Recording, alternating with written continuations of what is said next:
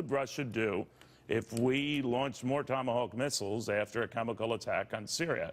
What would we do? John Hanna is a former national security advisor to Vice President Dick Cheney.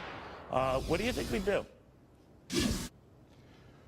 Well, I think an important message was sent here. There's no doubt the Russians are very upset, Neil. We've punched their ally in the nose, and they've kind of been left sputtering on the sidelines. And one thing we know for sure is that Vladimir Putin doesn't like looking impotent in the face of an exercise of American power. I think the president was pretty prudent here and signaled pretty clearly that this was a very limited, well-defined political objective he was pursuing, which was to deter this murderous regime in Syria from gassing innocent civilians again. And that's a principle. What if they use chemical weapons again, John? That would almost necessitate we do this all over again, and the Russians have already promised. In fact, they've rushed a ship in the area in the Mediterranean near these ships from which we launched these Tomahawk missiles last week that they would respond. What do you think happens in that event?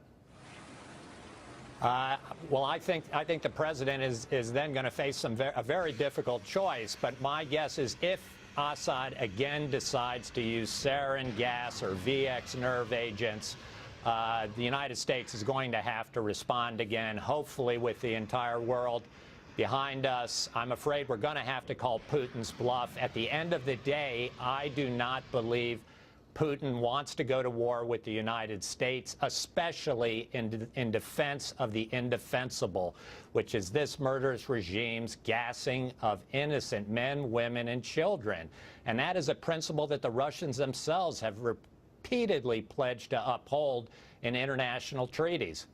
What do you think of the fact that the Syrians have gone ahead and rebombed the area in question that was the site of these chemical weapons last week, this time with conventional weapons, as if to see what we would do if we use, or if they use conventional weapons and not chemical weapons? Is the dividing line chemical weapons? And that's what would incite our response. I think it is, at least for the moment. That's how we understand what the administration did. It is a very limited, well-defined political objective to deter the further use of chemical weapons against innocent civilians. It's not going to solve the Syrian crisis. It's not about regime change. We've got a long way to go in this crisis, and the Syrians and Russians and Iranians will continue to test us at the margins. We've got to be ready for that. But I don't think that this is a question that we ought to think we're overreaching here. This was a limited, circumscribed action. All right. John Hanna, thank you. Very good seeing you again. Thanks, Neil.